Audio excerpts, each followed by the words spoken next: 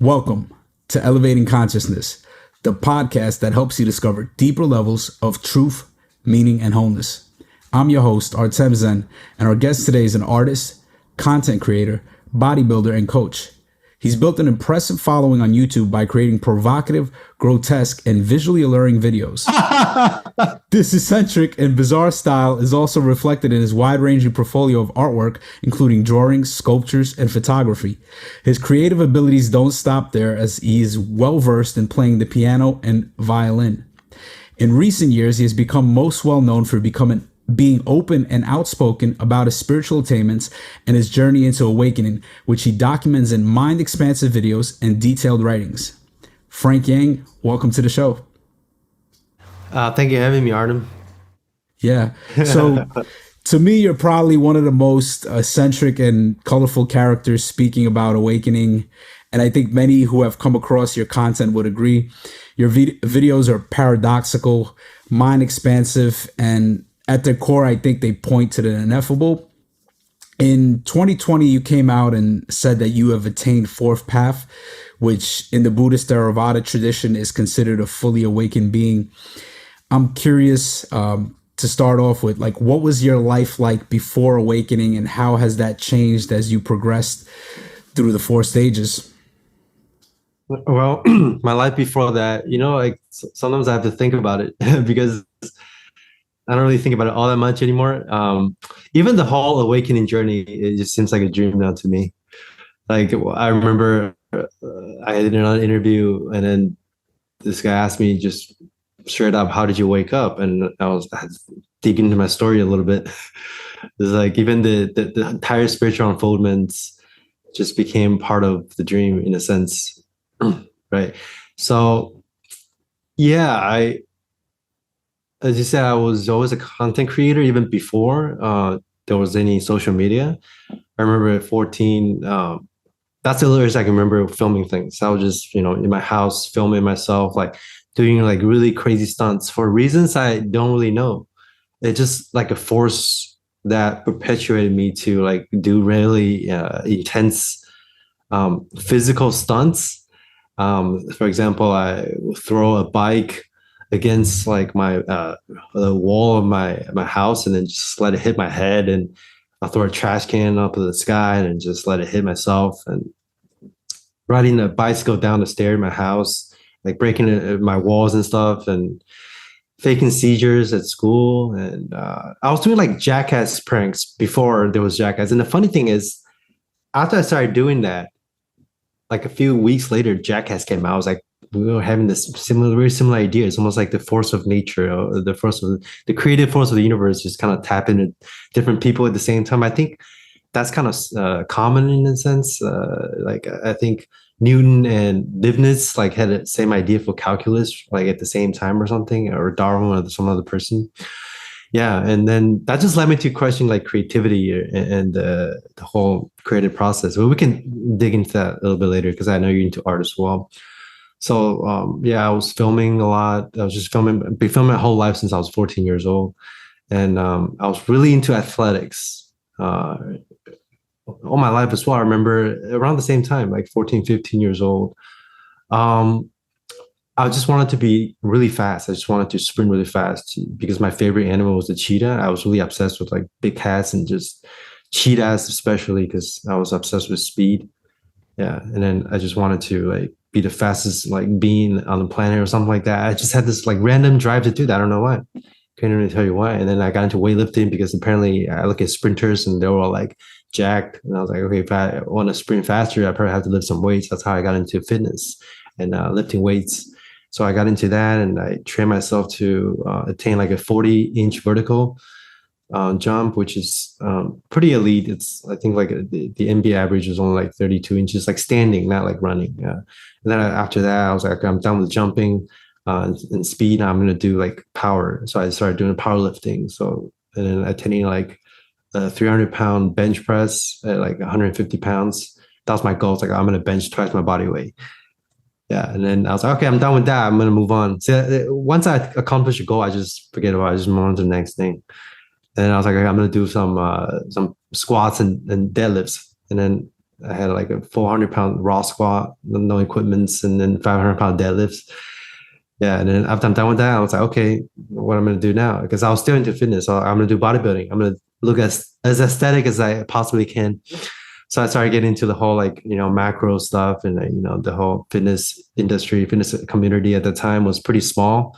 And I was doing like bulking videos documenting my full day eating. I think at that time that was like probably the only video on the internet that documented like a bodybuilder just eating as much as he can. But now it's like a trend pretty much. Yeah. So, and then after that, I started getting into philosophy because I realized, okay, I got this body thing like taken care of in terms of like goal. Yeah, I reached all my goal in terms of like the fitness and the physical level, and I was like, okay, if I want to continue to upgrade this avatar, I have to upgrade my brain and my mind. And so I started reading a lot, just reading everything I can get my hands on, starting from like psychology, like pop psychology, and then moving on to like neuroscience and philosophy, especially philosophy of the mind, because just like the body, I was doing a lot of research on how to like run faster, jumping higher, and getting stronger. I was reading a lot about the mind. How do you improve creativity? That was like one of the factors. How do you improve creativities, and how do you become more intelligent? And then ultimately, I realized that in order to really expand the mind, you can't just read books. You can't even just like do those brain games to make your brain go faster and whatever. I did a little bit of that as well. You have to sort of have direct experience into the nature of the mind. So that's when I started to read a little bit about like Osho and Alan Watts and more like Eastern philosophy, because before that I was just Western philosophy pretty much. Then I came across people that have done psychedelics and the descriptions of their experiences, and I was like, wow, like I have to experience that. It seems like that's the next step into upgrading the mind, is to experience some of those outer states.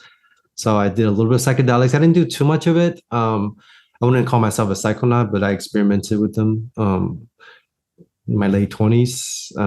That was about the same time I got into meditation. I was like, okay, if you want to sort of access those states like sober naturally, you probably have to do some meditation. And I started to look into meditation, and then TM was the first thing that I dabbled with. And I even took the TM course. It was like $700.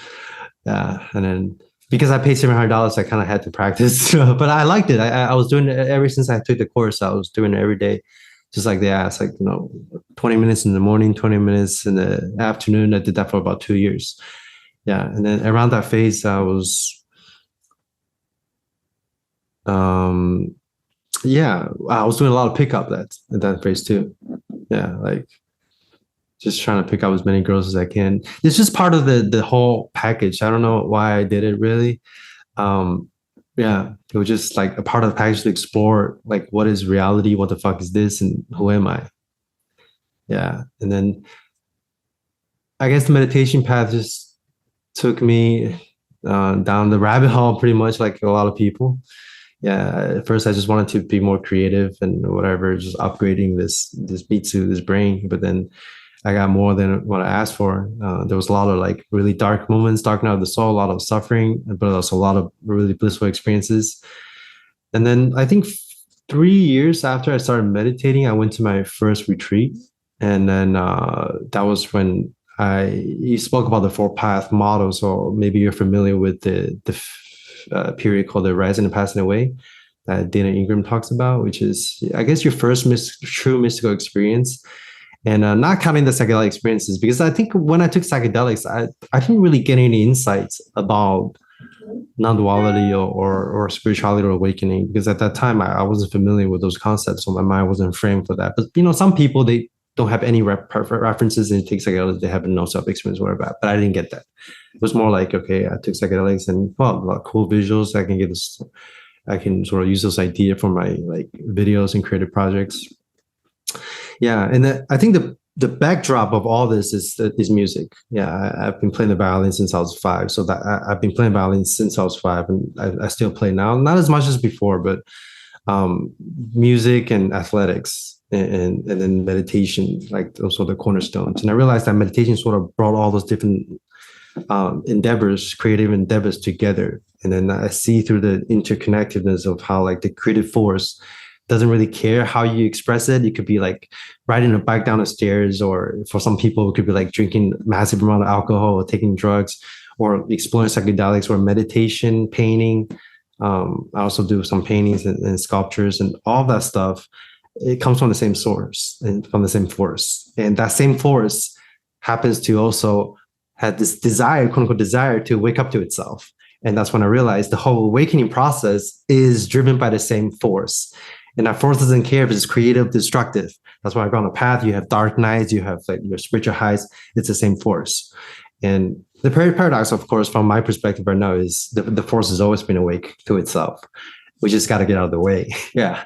So all that energy that I spend on, doing a lot of creative stunts or endeavors, or making creative projects, making videos, making films.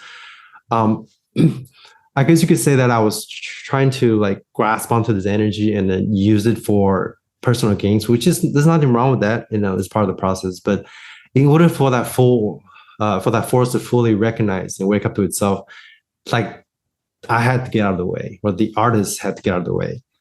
Yeah, for that creative potential to fully express itself. And that, I think, is what awakening is about. Is about that. It's about the force of nature recognizing itself without a separation, without a center point, without any kind of grasping, without any resistance.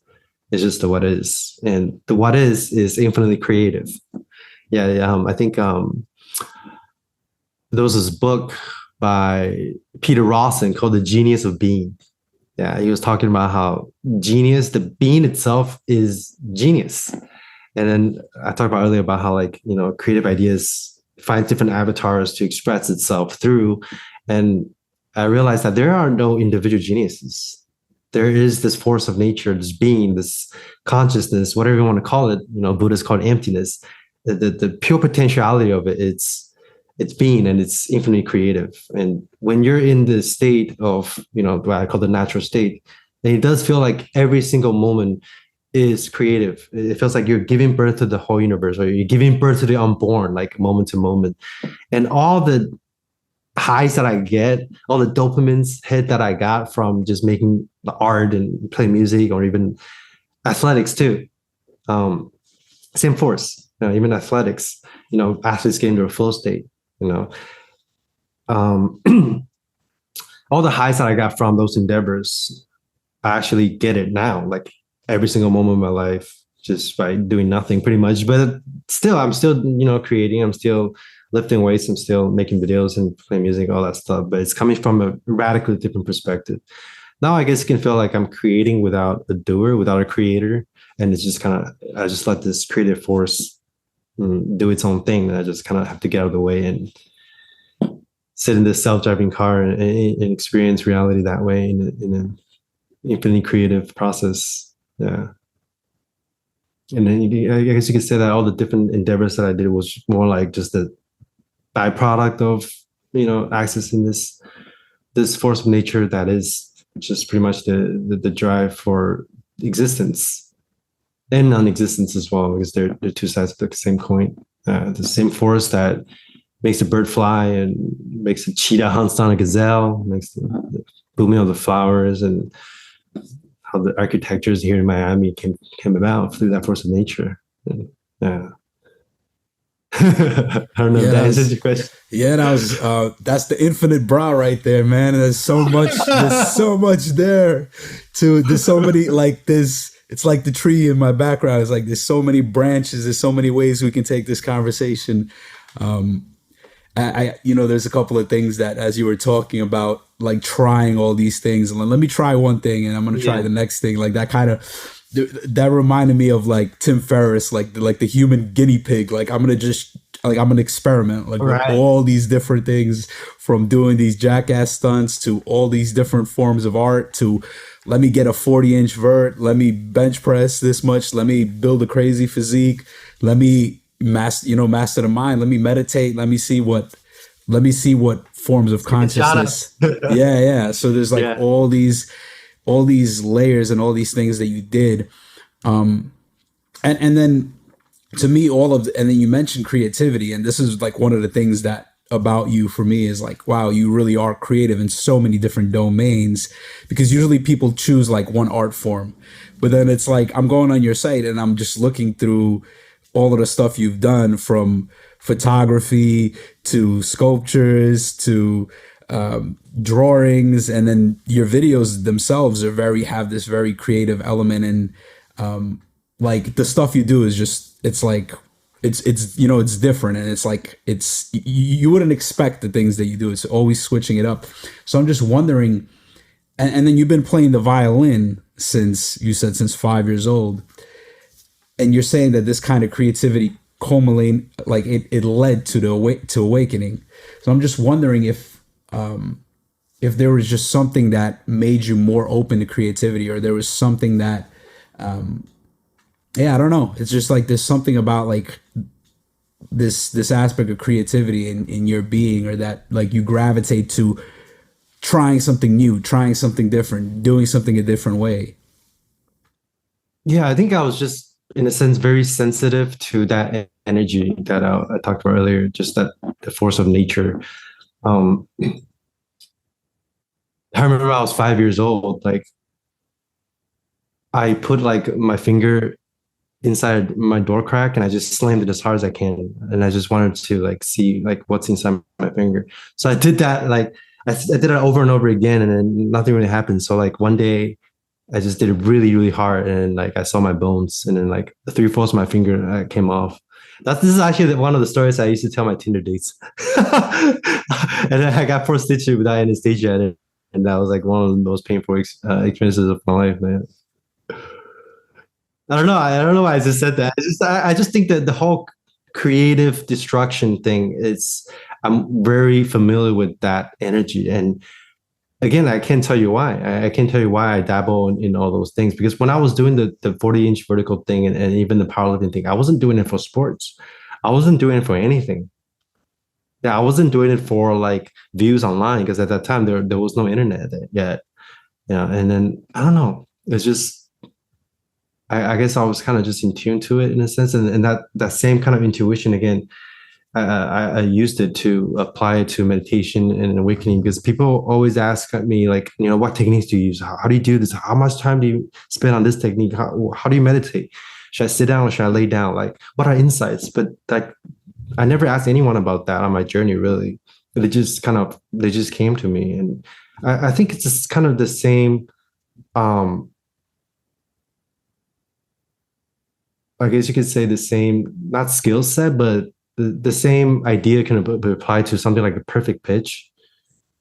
Yeah, it's just somehow you're just in tune with whatever is arising. I don't know how to explain it, really. Yeah, so I'm curious throughout There your must be some genetic wirings that I don't really know about. Yeah. Because that's what I am curious about, like meditation techniques and stuff like that. You mentioned that. I'm curious, what would you do in terms of structure? Like if you were working on the 40-inch vert jump, did you have like a program for how you were going to do it? Or if you're bodybuilding, you're doing the macros, you're like, all right, I got to weigh my food out. I got to do all this stuff. And like with meditation, maybe it's like it was a similar thing. Like there's a structure and there's a technique. How do you think about structure, technique, discipline, and how did you apply that to meditation? Yeah, for fitness, even though I say it's all intuitive, even the planning of these more structural ways of training, it was always really intuitive as well. Like I kind of just knew what to put in my program, so to speak, even though there was some kind of a plan. The fitness, definitely, I had a lot of plans for, like, how to build a stronger bench press or squat. Like I did a lot of research on that. Bodybuilding as well. But meditation, interestingly, I didn't see the overarch, like the structure, the overarching structure until after at least like third path. Like before, I was just, I was doing TM, then I kind of switched to just basic mindfulness, like Sam Harris stuff. And then after that, I did a Goenka retreat. That's when I had my first mystical experience, like we talked about earlier. That was the point when I realized, okay, there is something to this meditation thing. like there is some truth to this whole Dharma path. And then that's the point of no return. That was still before stream entry. It was still before like formal awakening, but that was a major milestone, right? So then after that, I was just meditating 2 hours a day, Goenka style body scanning without really questioning about it that much. I just did the practice. I watched a lot of like non-duality videos at the time as well, but nothing structured because I was just doing body scanning. That was the only thing I did.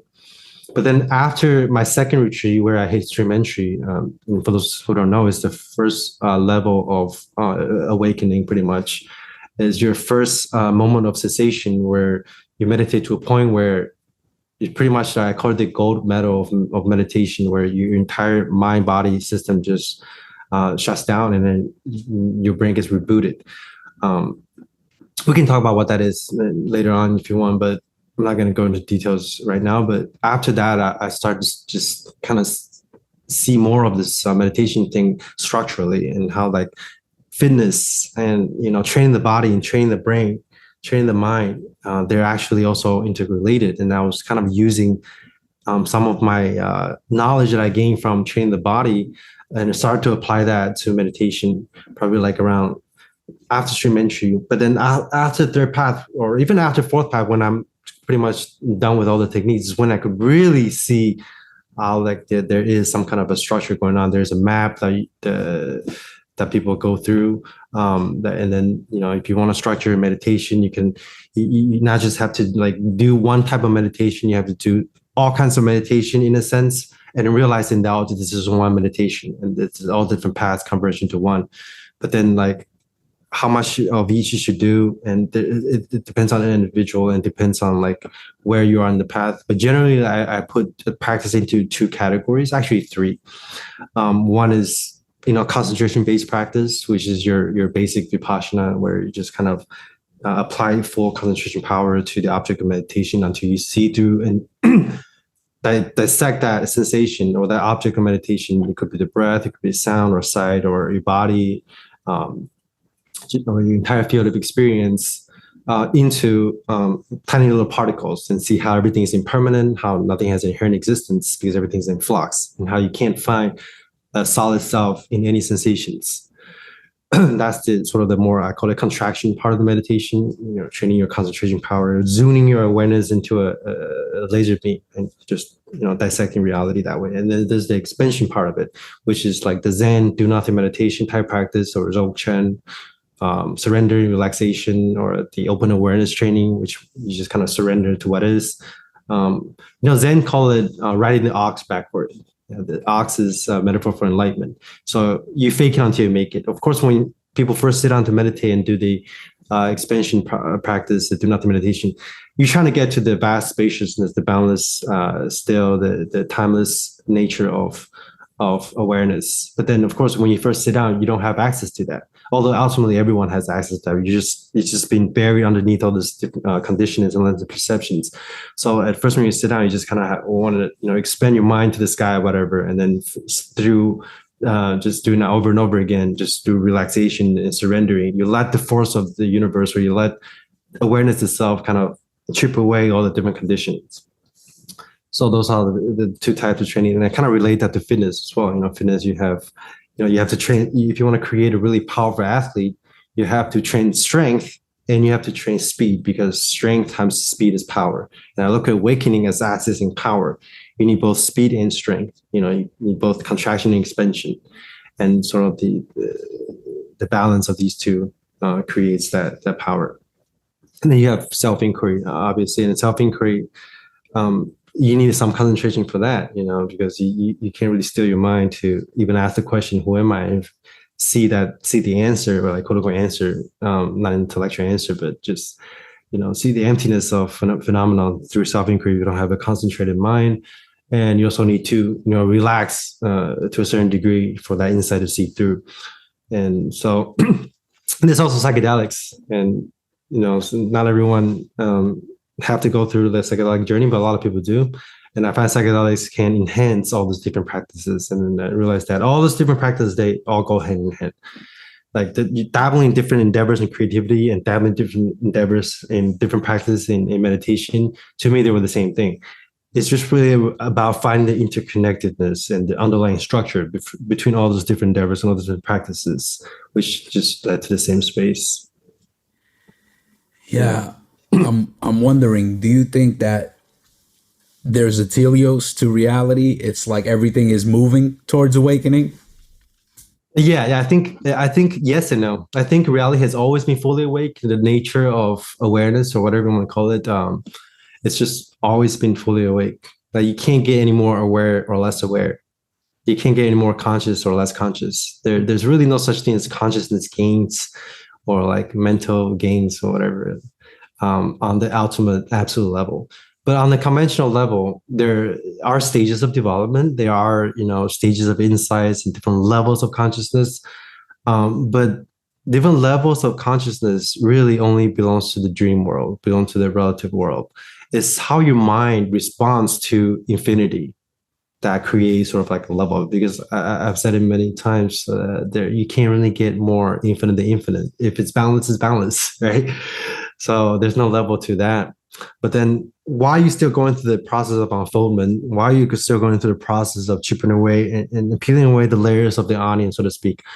This the different openings, the bigger the opening, obviously, the more closer you are to truth. So the more openings you have, the higher it seems that your consciousness is going. But then that only belongs to the relative level. But then, of course, the ultimate, the absolute level, and the relative level are one. So they both exist. So consciousness does have kind of like a sort of this drive to wake up to itself, but at the same time, paradoxically, it's fully awake already. It's just like how, a lot of Zen Buddha said everyone's already enlightened. You don't really have to do anything. That's true. That's absolutely true. But then at the same time, you still have to do some work. So that paradox ultimately gets resolved, and ultimately you don't really think about that anymore. But that is one of the main questions for a lot of people on the journey. It's like, is there a progression? Is there a path, or is there not a path? It's both. Yeah, the pathless path includes all path. You can say it like that, or you can say that the infinite includes all the finite different ways, different unfoldments, and different kind of realizations and progressions. They exist simultaneously, and they give rise to each other in a sense too. Like they're codependent or rise. Yeah. So one of the things on the Buddhist path, they essentially say that all the Buddha taught was the end of suffering. But I'm wondering if you would say that liberation or awakening is also related to truth. You said like you're getting closer to truth. So yeah, would you say that liberation and truth, they're kind of the same thing? Yeah, I would say that. I'll say if you reach truth, there'll be very little suffering, if any at all. Yeah, there will still be pain, but there won't be any resistance to that pain. Yeah, Xi Jinping said suffering is pain times resistance. So you can still feel pain, but then there's no mental suffering. And because there's no mental suffering, your pain threshold also increases, because a lot of times we feel more pain than actually the physical pain, whatever, because of the concepts and the stories we are attaching to not just pain, but even pleasure too. Just any kind of anything really in general, like our conceptual layover sort of make things worse than what they are, or yeah. So because like true, like I said earlier about the whole creative process, about just letting go and surrendering to that force instead of trying to cling on to it and trying to take it and make it yours and take credit for it, which is what we do. We take credit for this force of nature and say, this is my creativity. That's when a lot of contraction happens, a lot of suffering happens. Or like, this is mine. It's not just creativity, but like anything that we claim to be ours, take it personally. But there's nothing personal about reality. So just letting go of that resistance is the key to suffering. And once you reach truth, which is just your most natural state of being, there's not going to be resistance anywhere. Yeah, even if you resist, even there are some moments where you feel like there are some kind of contractions or resistance, you don't resist that. So in a sense, you're constantly in a flow state, like going back to like the being the zone for athletes and musicians. In a sense, you're just constantly in a flow state, pretty much. Yeah. I'm curious, How has awakening changed the relationships in your life, if in any way? You know, in relationship with other people. Yeah, just all relationships with your family, relationships with your friends, relationships with significant others, all types of relationships. I would say my relationship, I would say the quality of my relationship got way better, like exponentially after awakening. Yeah, yeah. Like my parents too. Like I, I never felt like my parents were all like they loved me very much, but like I never really had a mind to mind, heart to heart talk with conversation with my dad until like after like realization. Yeah, like I can't tell you why either. It's just like after waking, things just unfold. Like yeah, like I can sort of analyze it and rationalize it, but things just unfold. And I just find myself having a better relationship with my dad, and you know, I haven't really had I haven't had like a serious romantic relationship. Like I was like sort of in between a relationship, like or I don't know if we were together or not, like during the unfoldments. But then after you know fourth path, I never really had like a haven't had a full blown like intimate romantic relationship yet. So I'm not too sure about that one. I would imagine it would be way better. And friends, yeah, just way better. Yeah, I can't tell you how or why, but it just seemed better. You got yourself out of the way, and then you're just Frank is Yeah, out of the way. yeah, I just feel like way more present when I'm around people, and then I can attune to their emotions easier. And then I was just more interested in other people, like just more interested in other people's stories, and that's why like in some of my newer videos, I film a lot of people's their faces and like what they have to say. And before I was just like filming myself lifting weights most of the time, you know, and filming myself like doing crazy stunts or whatever. But now I'm just sort of just more interested in whatever else is out there, even though there's no distinction, right? There's no distinction between inside and outside. But yeah, it's just it seems like the reality that's presented to me right now is just way more creative than anything that me as an artist before. I used to like just sit down and try to think of the most creative and craziest ideas, but then nothing I can ever imagine, nothing like anybody can ever imagine. You can put the greatest philosophers or scientists and artists in the room, ask them to imagine the most mind fucking thing there is. There won't be more mind fucking than experiencing like non-dual awareness, to be honest. Just every single moment, just like, how the fuck did this come about? Like this, just the boom, this like reality just kind of manifests itself out of nothingness. Every single moment, it's just like boom, it's being burst into like nothing, somethingness from nothingness, like each moment. And how does that come about? Other than through the sheer creative genius of being. Yeah. And I was just interesting that the different manifestation of this being are, you know, other than just how this being is manifested through this particular miso in this particular story, there's so much other manifestations that you can explore. So I'll just turn from a relative level. My creation has been sort of turned inside out or upside down in a sense. I started getting more interested in like what else is there besides Frankie. So I started getting more interested in people, and that led me to have better relationships as well. Yeah. Yeah, I really appreciate some of those new videos of you really getting close to people's faces, and it's like very like intimate and like on a human level, like a very emotional kind of touch to it. I really appreciate those. And I think I heard you say that you were once addicted to sex. And I'm curious, how has awakening changed your relationship to sex? And does sexual desire still exist for you?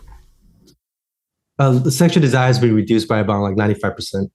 Yeah, there's still some desire there in terms of like the desire for food and water. I think they're kind of the same thing. That like really deep biological conditioning still exists, but there's no there's no craving for it. Yeah, like I could like not eat for a whole day, and if the situation doesn't arise for me to eat, for example, if I'm just busy or if I just didn't have time or didn't have a chance to find food, I can just not eat for a day. That's because like the body can actually, this body's fine not be eating for a day. It's just the mind's craving that's causing most of our like quote unquote hunger and desire. Yeah. So when the conditions arise, whether through like in terms of like sex and food, they arise, and then there's no resistance to that. But I'll say like, yeah, just there's no craving and desire in a sense for sex, but then the body still have, under the right conditions, still have the drive to have sex. But then I would say I think I have less sex in the last like 2 years than I remember when I was doing my pickup phase. Like I had more sex in like a month or like 2 months than I did in the last like 2 years. Yeah.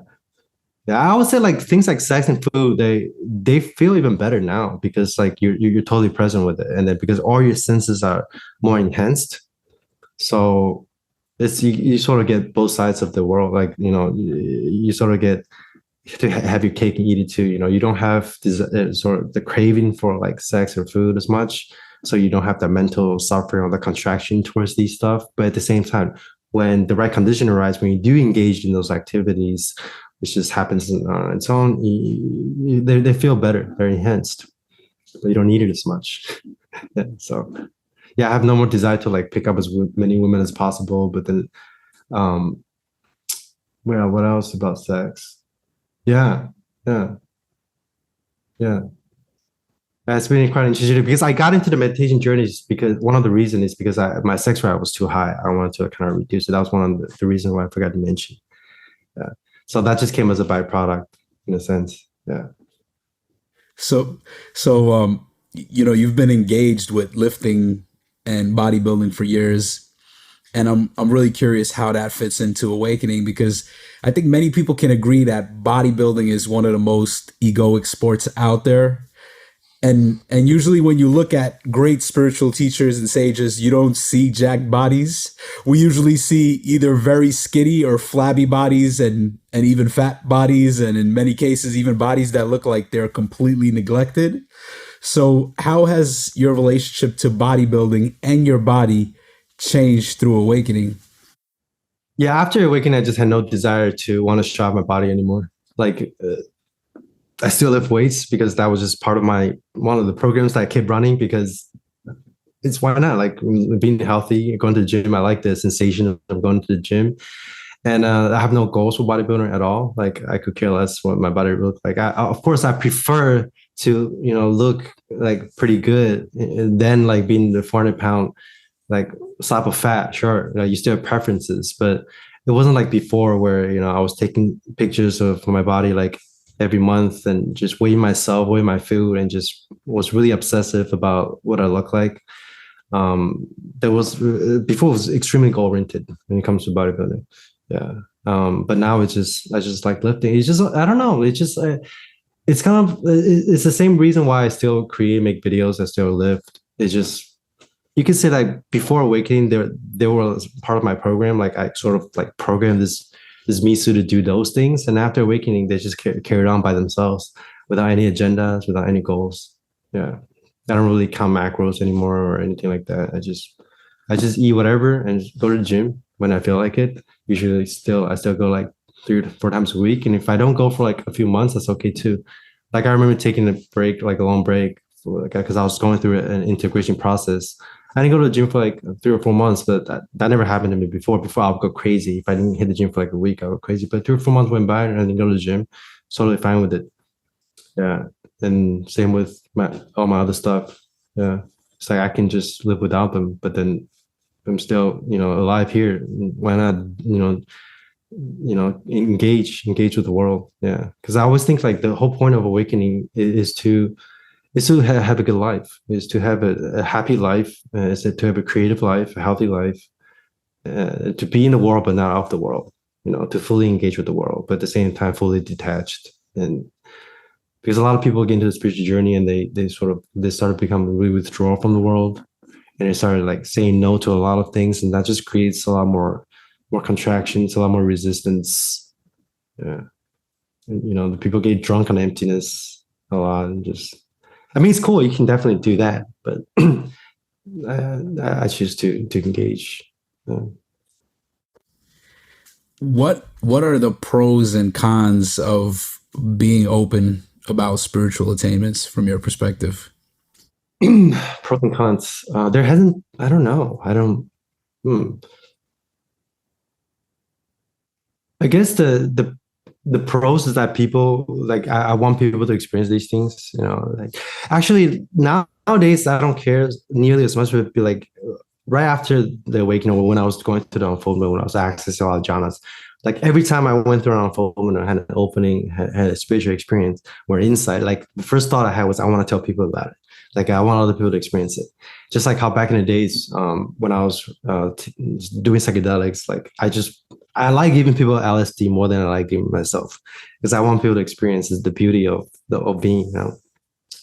So I guess the Bernardo, I don't really care if people experience it. So actually, I mean, it's nice that they experience it, but I'm not going to go out of my way to like, hey, look at this thing.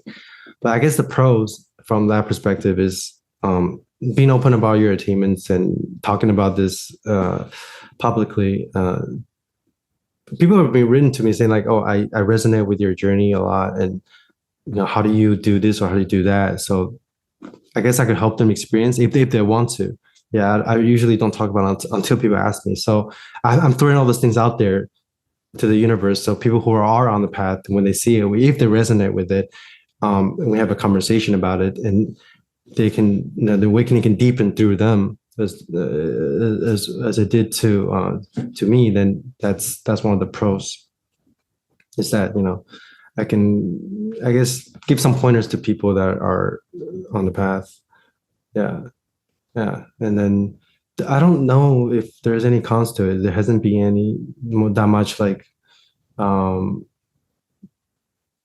yeah, there hasn't been that much negative effects about this that I can see. I wouldn't even think of like the pros as pros really.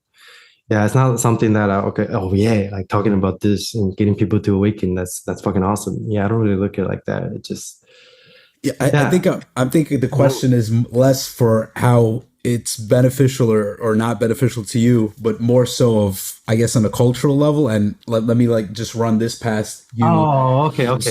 So I think one of the things that I'm seeing now is you have a lot of people creating these non-duality channels and talking about their experience.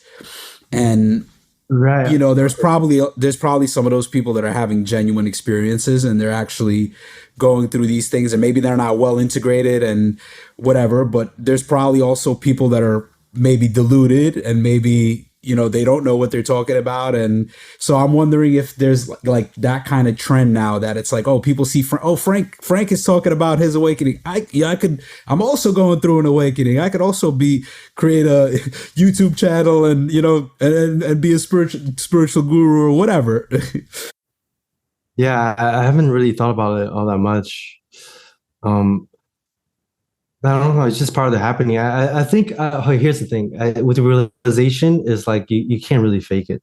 Like it's, if you're gonna fake your realization, it's gonna catch up to you.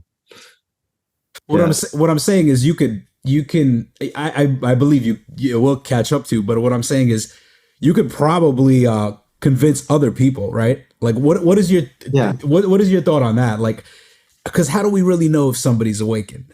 Like how do we think about that? Like, does it take an awakened being to recognize an awakened being? Like, or like, Hmm. how do you think about that? You know, when I look out into the world, I don't really see an awakening anymore. Like on the conventional level, sure, I can see this person maybe have more contraction than that other person. I can point it out to them, like, okay, if you do this technique, you can release some of that contraction and conditionings. But when I don't know, I just those questions don't really occur to me anymore. Like when I see out into the world, I don't see individual unawakened beings walking around. I just see like the wakefulness just always being awake to itself. Right. So like the question of whether talking about attainments and talking about experiences is beneficial as a culture or not. Yeah, like I said, one way it could be detrimental from the way you describe it is people who don't have genuine experiences or whatever on that level. They talk about it, and then other people start following, and maybe, you know, they lead them down the wrong path. But and then yeah, I just think like with realization, it's like you can do that. You can sort of like talk about it and not have it, but then eventually it's not gonna work out in a sense. I don't know how to explain it. That's a really interesting question. I haven't really thought about that one.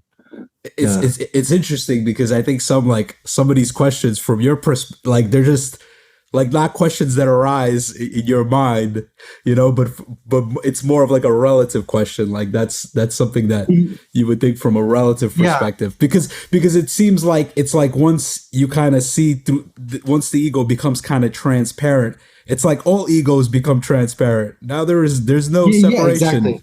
Yeah. Yeah, that's why I said I don't see egos in people anymore. Like I can sense different like contraction on the conventional level, but I don't really look at it as an ego. You know, it's like, okay, in this moment, due to the constant condition of the universe, this person is very contracted right now. And then, but that contraction is the same energy as, the vast spaciousness of like God, or what you want to call it. So to me, it's just different degrees of contraction and expansion, or different degrees of vibrations through the same energy. So like the line between like awakening and not awakening, and enlightenment, non-enlightenment, that line has been dissolved. Like I went through a phase like right after my realization where I kind of had like enlightenment ego, where the rest of the facility kind of would just recontextualize itself into like this whole spiritual awakening thing. But then eventually that goes as well. So like right now, like yeah, that I don't know. I don't know how me talking about this is beneficial to myself or others anymore, really. Yeah. So I it think it's does. a good thing people are talking about it, though. I think it's a good thing that you talk about like non-duality. I think it's funny because before, when I was into bodybuilding, the bodybuilding community was so small. It was just a few people talking about it. And then it grew into a whole industry, and then there's like this whole question about who is natty, who is not. Like, is this guy on steroids? Is this guy like, is it natural? And then I think the same thing might be happening in like the non-duality world. I don't know. I don't really watch that many non-duality videos, so I don't really know the scene all that much, to be honest. So like I can imagine that to be something that would be an interesting thing, interesting debate. Who is this guy, like enlightened? Is it like natty? Like that's why I use the word natty to describe the natural states. I took it from a bodybuilding term. Are you full natty, like in terms of like your attainments? Like Yeah. are you in the natural state? Like I use that word natty. Are you naturally awake, or are you just tripping on 5 grams of shrooms right now? Yeah, are you just tripping on shrooms, or are you just faking everything? I don't know. Yeah. I do think in general, like it's cool that people are talking about it. Yeah. Yeah. If I can choose between, there's no one talking about this on the internet, or a lot of people talking about it, even though there are a lot of people who, like on a conventional level, could like be quote unquote deluded. Like I said, that truth will take care of it. It will course correct itself. So you can't, it's hard to like just fake realization. I mean, people can have a pretty good sense of that, I think. Yeah, it will catch up to you. Like a lot of gurus that just abuse their power, and eventually it catches up to you. So if you want to do that, go ahead. It's the force of nature will course correct itself. So I think the more people talking about it, the more this awakening thing gets seeped into through people's brain and systems. I think ultimately it's a good thing. I think so. Yeah. Yeah.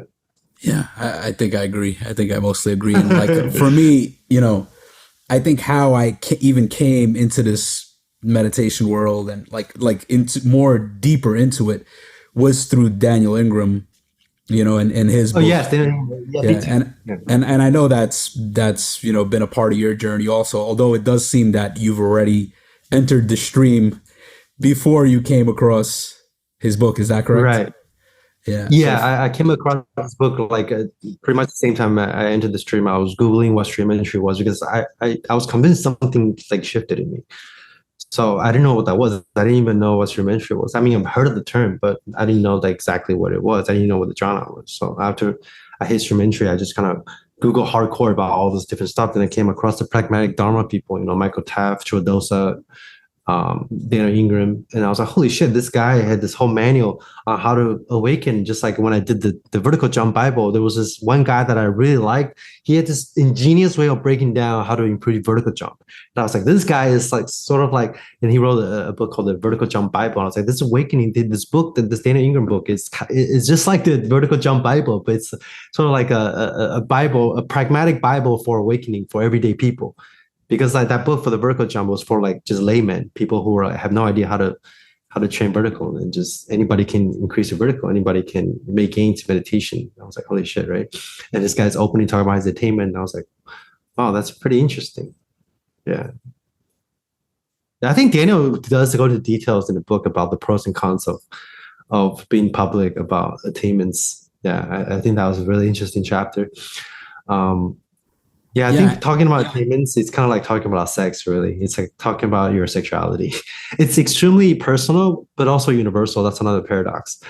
Yeah, it's like coming out saying that I'm this sexual orientation versus the other is coming out of the closet, in a sense, talking about these things. I don't know. Yeah.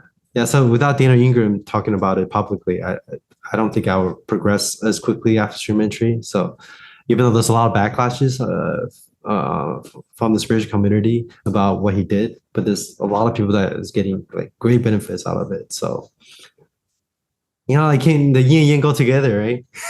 So it's all just part of the same package. Yeah.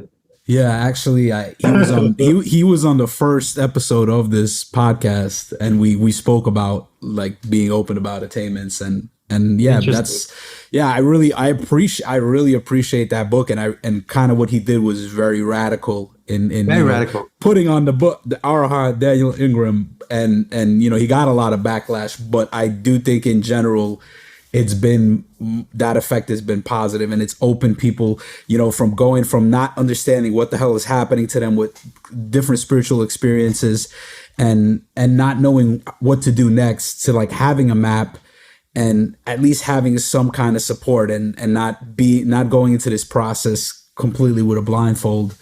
And I also use kind of the maps of insights to kind of help me on my own path. And for me, what I use psychedelics, and like that's what really also got me into like doing more dedicated meditation. And in particular, 5-MeO is one that was very profound. I've done it 3 times, and it's really been profound for me. And I actually had this question about, in particular, and we could talk a little bit about psychedelics, but I in particular had this question about 5-MeO because I know that you've done it, and you're also somebody who's went very deep with meditation. So I'm really curious, how do you think that your 5-MeO DMT experiences map with your meditation experiences? Maybe like how does it relate to is it a cessation experience? Is it a arising and passing away experience? How do you map it? When I took it, I was still pre-stream, so there was still a lot of solidities in my body mind. So when I had the 5-MeO experience, it was almost like a non-dual experience through the lens of duality. I don't know how to explain it. Like it was a rising and passing experience. It wasn't a cessation for sure. But I already had my rising and passing event like on my first retreat. But I tried that after my first retreat, like I think a couple of years after my first retreat. So I think I got a really good glimpse into. The first thought that popped into my mind when I had the breakthrough was, this is exactly what all the spiritual teachings I've been reading about is talking about. This is what Buddha was talking about. This is everything that I was listening to in spirituality videos, non-duality videos that were pointing to this. Yeah, that was my first thought. And then I'm trying to recall, because I think that was the first time I experienced the interconnectedness of all things, like at the visceral level, not just conceptually.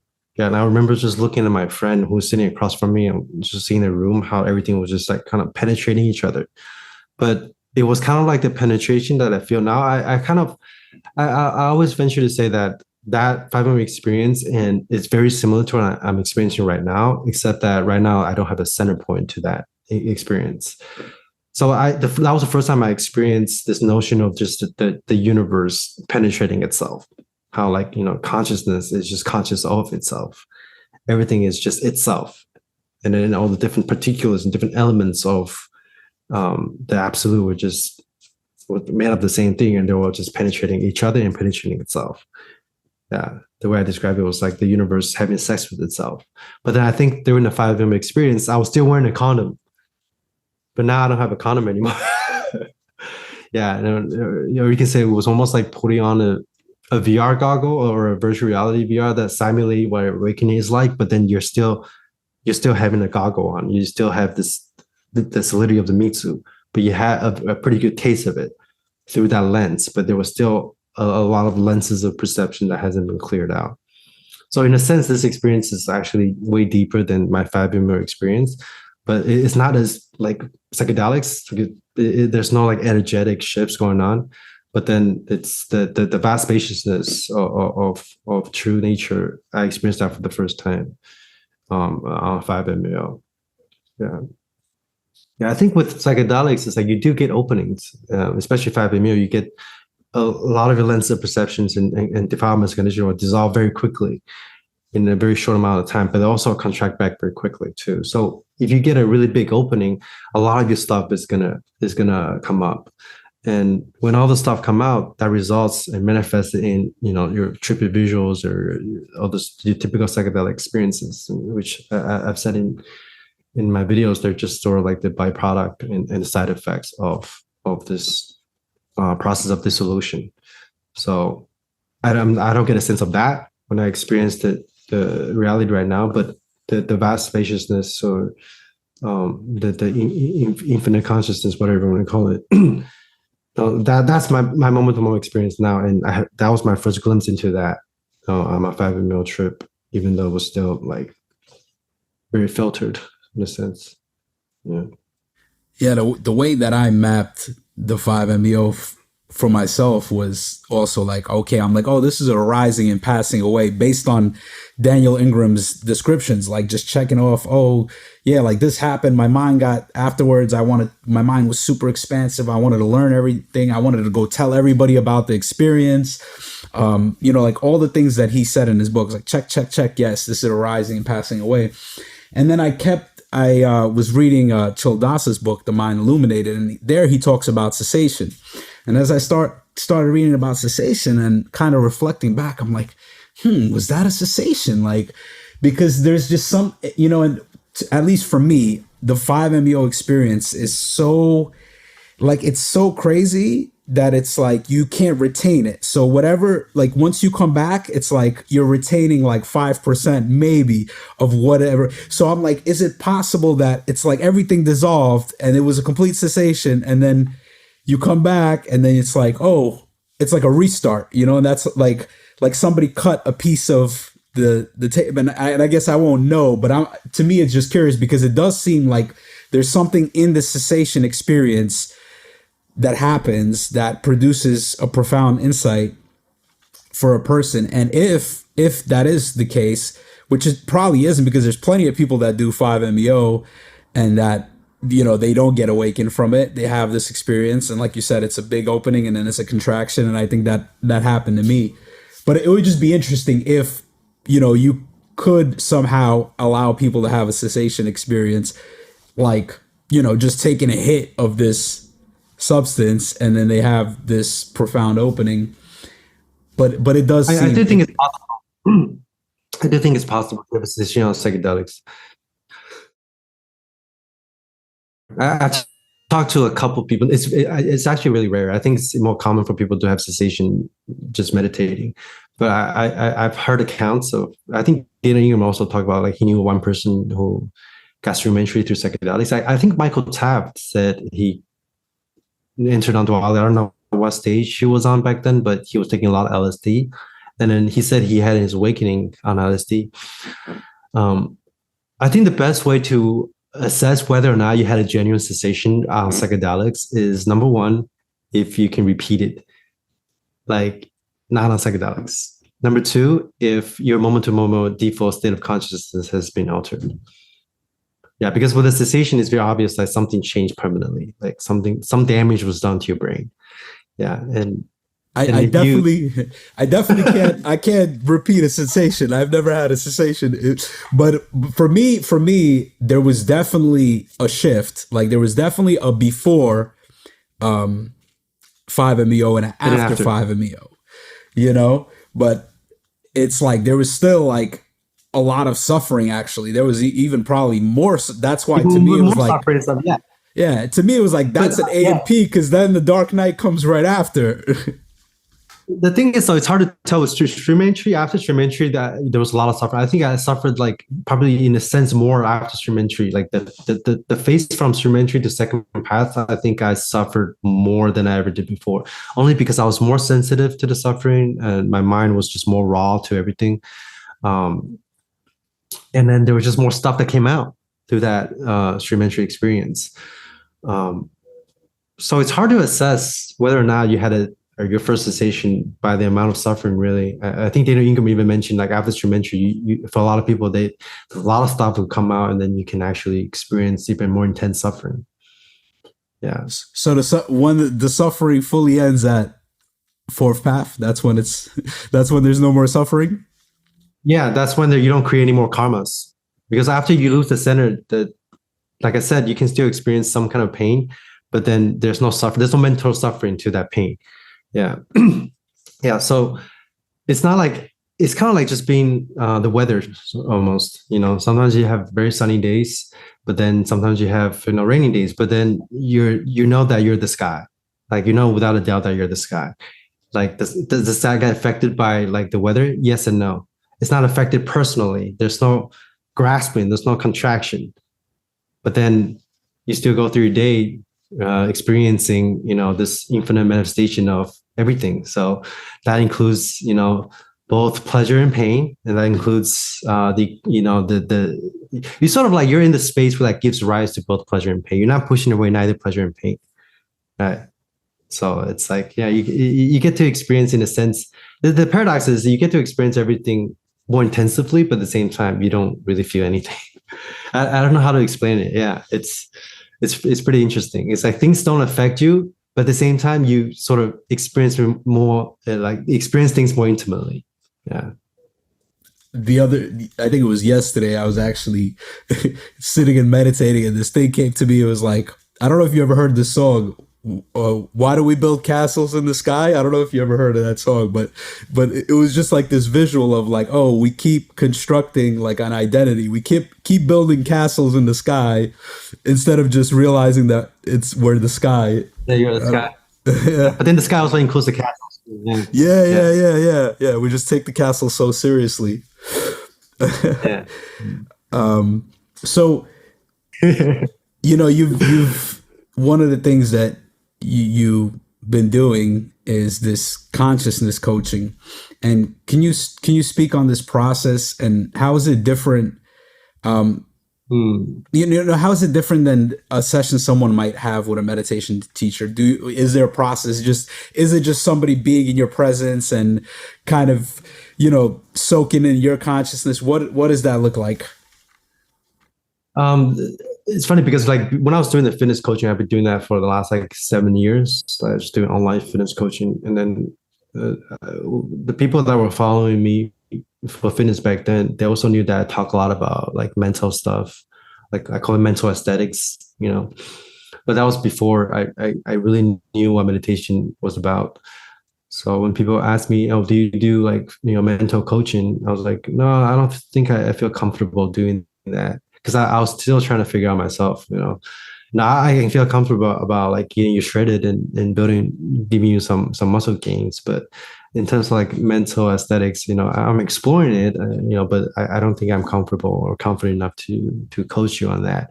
But then I remember after fourth path, like immediately, like almost like maybe the next week or something, somebody just asked me the same question. Hey, Frank, do you coach meditation? What do you coach this stuff you've been talking about? I was like, I've never done it, but let's do it. So I just jumped on a call with them. That was my first client. And then I've just been doing it since then. It's just like a really organic process. And there's really no structure to it. But usually people just have a bunch of questions. So they'll just ask me questions for the whole session. I'll say like 90% of my sessions is people asking me questions. And a lot of them are really good questions, very particular questions about the techniques, which is what I talk about mostly. Really, I don't really go into metaphysics all that much. Some people do ask me about metaphysics, but I just be like, this is for fun. Like I don't take anything to be the truth or reality or anything like that. I can tell you techniques on how to return to your truest essence of the mind, but So there's a lot of like talks about techniques and sort of like pointing out instructions maybe, or just how much practice you should do, or what kind of practice that person should be dabbled in relative to like their unfoldments and maybe the way they are, like how their brain is structured. So um, other than that, it's some I give like guided meditations if the client requests. Yeah, otherwise it's pretty free flow. A lot of time I just have fun conversations, and there are people that will just. There's plenty of people that had a lot of questions before the call, but then when they jump on the call, they realize, oh, they didn't have any more questions, so they're just kind of like we just have like a friendly chat, or we just look at each other in silence sometimes. Yeah, to me, it's very fun to do. I love doing it. Yeah, it's just like talking to like a really dear friend for me. Like every time someone hop on a call with me, to me, it's just a really friendly chat about anything. But then most of the conversation revolves around meditation techniques and or like what they want someone to relate to their experiences. There's a lot of that. They'll tell me about their dark nights and their dark moments. I can't tell any of my friends, so they'll tell me about it. Oh yeah, I can definitely relate to that. And also I talked to a bunch of other people who went through the same thing as you, and they feel less lonely because it's a pretty lonely path. Yeah, yeah. So it's just confirmation. Yeah. Yeah, I see that you take some of the calls and actually make videos out of them, which is pretty cool. Yeah, yeah. Usually there's a lot more back and forth, but I usually try not to include too much of the client stuff because a lot of it is personal, and like I just and I didn't ask for the permission. So anything that they say that is more or less personal about their journey, I usually don't put it. It's usually just like question. And sometimes I expand on it too with my videos. It's like, oh, this is the kind of the question people ask me a lot. So I'll just kind of expand on that or take answers from different calls and then put them together. Because right now, like that's pretty much my only source of like I want to say like content wise, to be honest, I don't really have much to say anymore about the awakening thing unless people ask me. It's like before when I was still going to the path, every time I insight, I'll write like a 10-page essay on it or like make a video about it. But I can't remember the last time I wrote down any insights or wrote down anything that's interesting. I haven't written anything down on my notepad in a while. So nowadays, all my content comes from the questions that people ask me. So, yeah. Yeah. So for those who have a dedicated practice, and in your estimation, I don't know if you say you could sense if somebody's less or more contracted. What do you find are like some of the barriers for people that are like getting really close to stream entry or getting really close to awakening? What is usually, if there's a common thread that you find, or if it's different for everybody? I think just concentration is a big one. Yeah. Yeah. I think a lot of people lack concentration. Like they'll have an experience and they have an opening that they can hold on to it. Even though that this state ultimately is a state of no effort at all. Like you're not really concentrating on anything. There's no direction but tension anywhere. It feels like the universe is kind of concentrating on itself without any effort. So, but I think like throughout the path, I think once you have an opening, to clean out the rest of the debris, or even in a sense to hold the opening, you need a lot of concentration. And just to release the contraction while doing the do nothing meditation. A lot of people think do nothing meditation, you don't really need concentration power, but I don't think that's true. I think even just detecting where the solidities are in the body mind so you can release them, that also takes some kind of concentration as well. Yeah. And I would say just on the other side of that extreme is letting go. So the sort of the ability to just surrender to your fear barriers, that's also a big one, because a lot of people they will kind of come through, they will hit this threshold where they would just, their mind would just recall it and want to turn back. Yeah, and then to break through that fear barrier, you need both concentration, you need both like the stability of the mind to really dissolve all the solidities. At the same time, you need to like relax and just surrender to it and just let reality does its thing. And that's why I always say meditation is finding the perfect balance between effort and effortlessness. But you can't really have one without the other. And a lot of people are missing the concentration elements. And then to break through the fear factor, just I don't know. It's just kind of like the same drive that I had before about like squatting 500 pounds and just breaking through the barriers and just simultaneously surrendering to it and just let things happen. But at the same time, trying extremely hard to break through that barrier, whether that's fitness or meditation. Because if you look at like athletes in a flow state, right, they're not just doing nothing. They're actually trying really hard, but at the same time, they're doing it effortlessly. It's almost like they're doing the non-doing simultaneously. So I would say those two things, and those two things are sort of the back rock of having a good meditation practice too. You know, surrendering and effort, concentration and relaxation. I don't know if that answers the question. So I guess you could say, to sum up, to have a lot of concentration, to give a lot of fuck, but at the same time, don't give a fuck about it. If this thing kills you, just let it kill you. Yeah. I like to say, I care deeply, but I don't give a fuck. So it's like you gotta I think you gotta care about it, and you gotta not give a fuck at the same time. At the same time, that is pretty much what's going to break through the barriers, and that's the same elements as having a good foundation for practice. Yeah, the balance between contraction and expansion.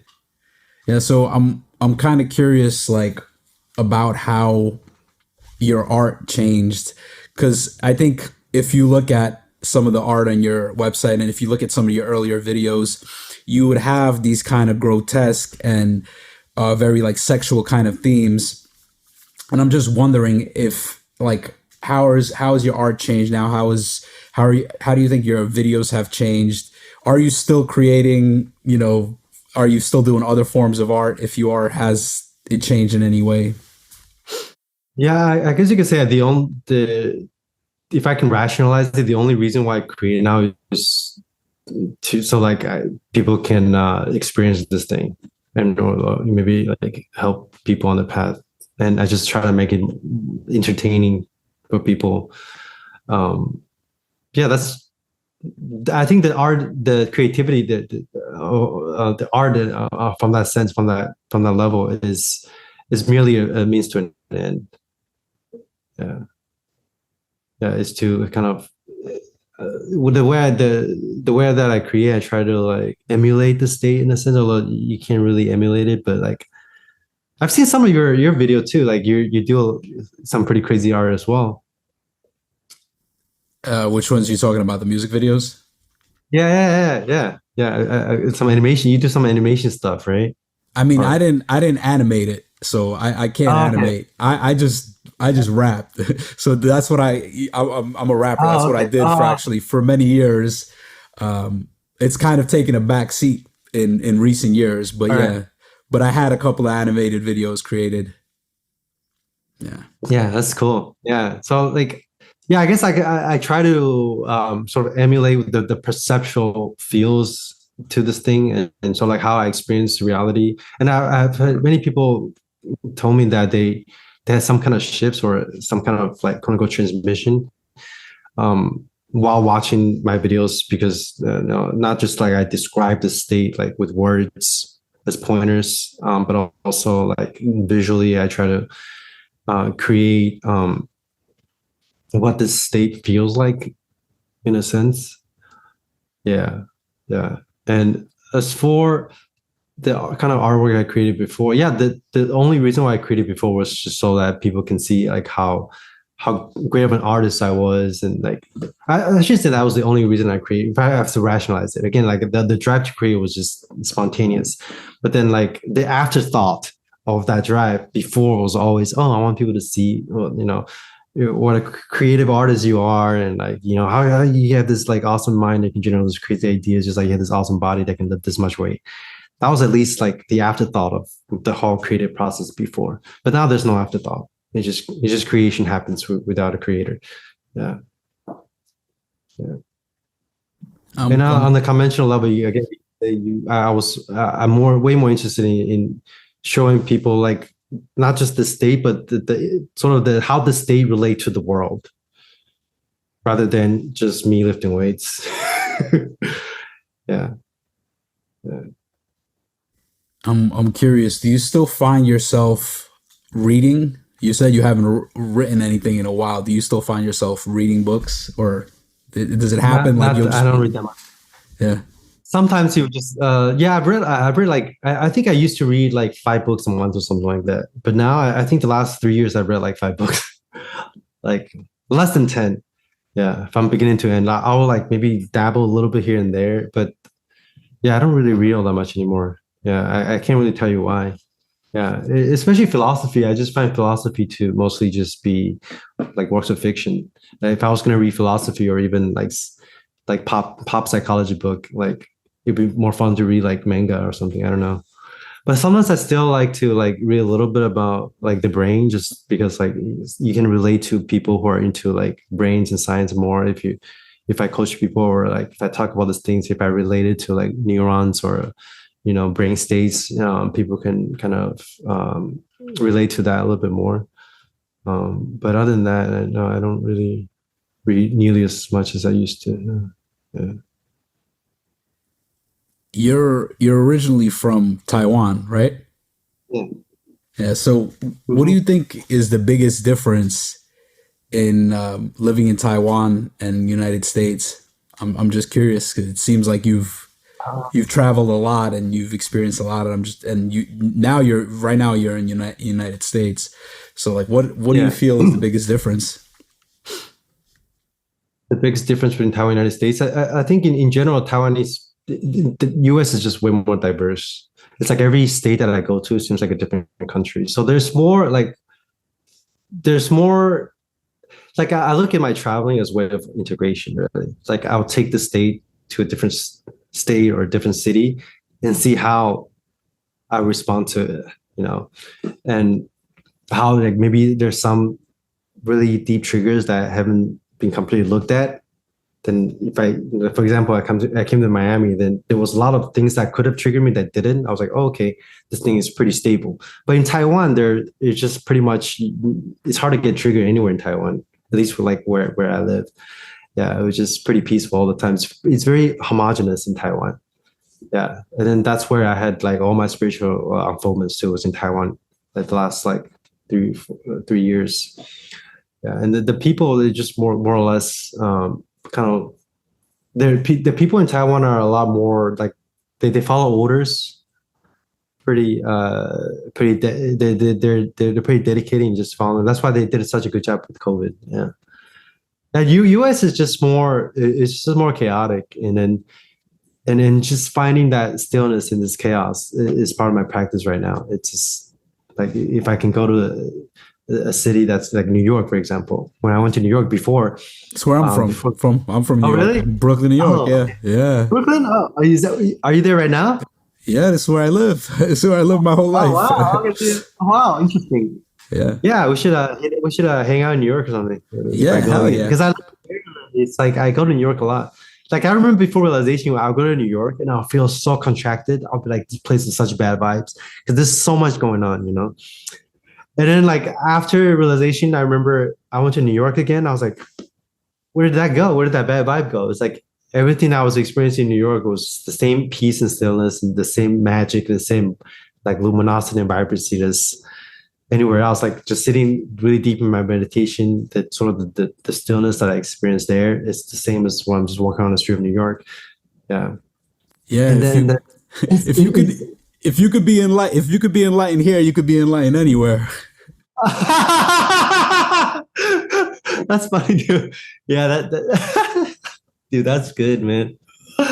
Or yeah, like I said, it's New York or just cities. Like a lot of cities in the States are really good places for you to not just test your realization, but maybe to practice too. Because Dzogchen, like I think Dzogchen, that there's a very big emphasis, or Tantra, or like the for Vajrayanas, there's a very big emphasis on just living in the world and taking your realization to the world and engaging in worldly things or even sex or anything that you would consider to be unenlightened. If you can, stabilize awareness through doing those things, that's a really good practice, not just before awakening, but also after awakening during the stages of integration.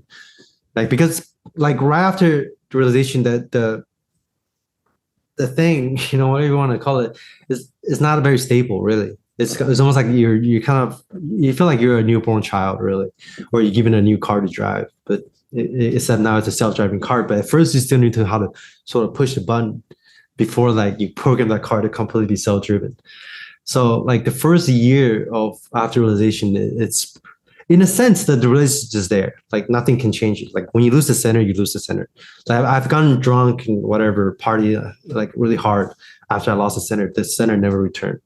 I've come to do breakups and anything that used to like cause a really big contraction and suffering before. Then I went through the same thing, but the center never returned. When it's gone, it's gone. That's what Daniel Ingram said as well. I find it really interesting. You can go through life and have gone through all kinds of hardship, but the realization stays. But even if the realization stayed, there's still going to be some kind of periods of integration where you're not sure what to do in a sense in that situation. Yeah, because you're given a brand new operating system, right? So like when you go through life, you kind of have to learn how to work, how to live with this new way of being, really.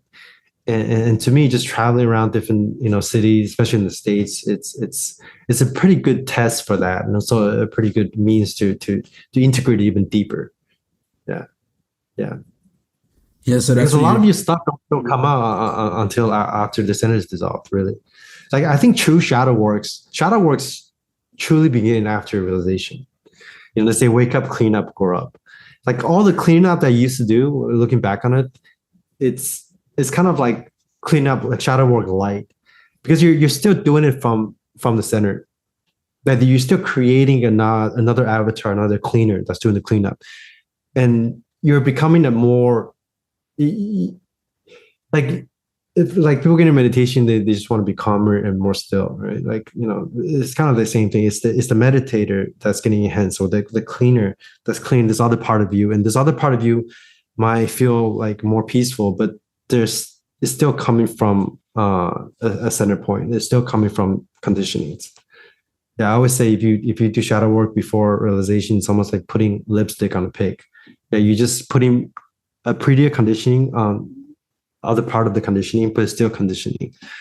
Yeah, yeah. So is what you're doing now is just traveling? Because I seen your videos. You have like a video in Yeah, this state, a video in this state. Is that what you're doing now? You're just kind of traveling United States, going to different places.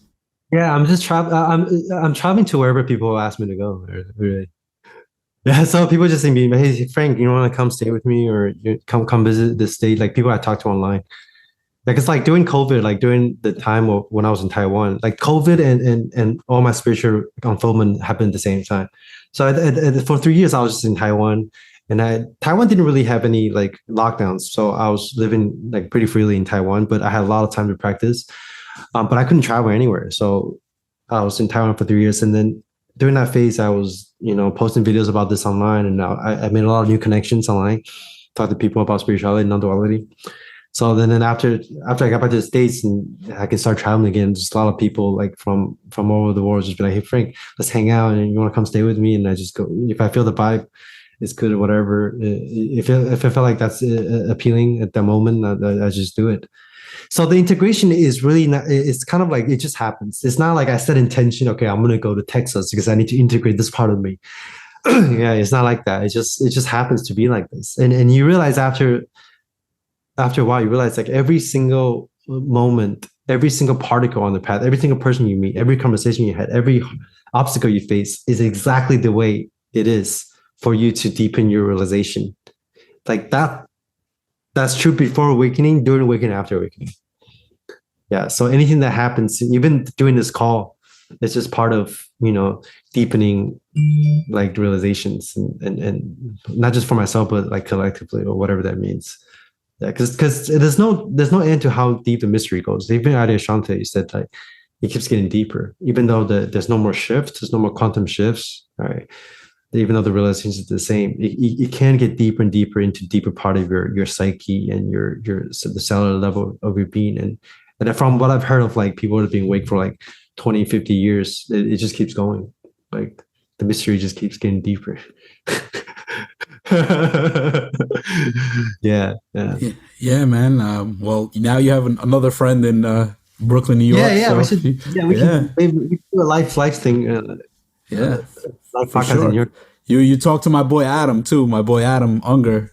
Oh He's yeah, yeah. I talked to him. Yeah. I talked to him all the time. That guy's yeah, awesome. Yeah, we yeah. got a lot in common about like music and stuff. Yeah, yeah. He asked me to hang out last time, but last time I came just to help my friend move. Really, like my ex roommate from college. She asked me to come. Just stuff like that. He asked me to come move, and then I stayed there for a week. And then when I have time, I just went out and explored and filmed people and just enjoying in this new car or whatever. Yeah, man. So Yeah. So whenever you plan to come you down do, here, hit us up, man. I've been making like a music video for some rap artists in Miami. You do rap, right? We should make a music video. Yeah, yeah. That'd be That'd be dope, yeah. cool. Yeah, that'd be cool. That would be dope. Video directed by Frank Yang, man. I got a cool song you could make a video. It's called "Who Are You." It's very very trippy. I think it goes with the flavor of your videos. Yeah, I'll put my 360 camera and we'll do something cool. Yeah, about it. Is there anything you wish that I would have asked you that I didn't, or is there anything else you want to talk about before we wrap up? Not really. I think we got a lot of grounds covered. Yeah, for sure. That's super fun, actually. Yeah, man. Really appreciate you coming. Because delve into different. Sorry. What was that? No, go ahead. Yeah, you delve into like sort of different fields, like art and creativity that I usually don't get to talk about. Yeah. Usually when I do podcasts, it's just like that's all it's about. Because that's why I was looking forward to talking to you, because I saw you into other stuff as well, like very similar like interests on the relative level and how they all kind of converge, and that's really cool. Yeah. Yeah, I see on your site it's like the tagline is like art, aesthetics, and awakening, and I thought that those three words like do a good, like can't really sum up Frank Yang because it's infinite, bro. But those three words is pretty good. So I that's kind of how I try to format the interview. Yeah, and I feel like we touched on all those topics. So I really appreciate the vastness of the personality. Thank you. Thank you, Frank. Artem. Yep. All the best. Take care. All the best.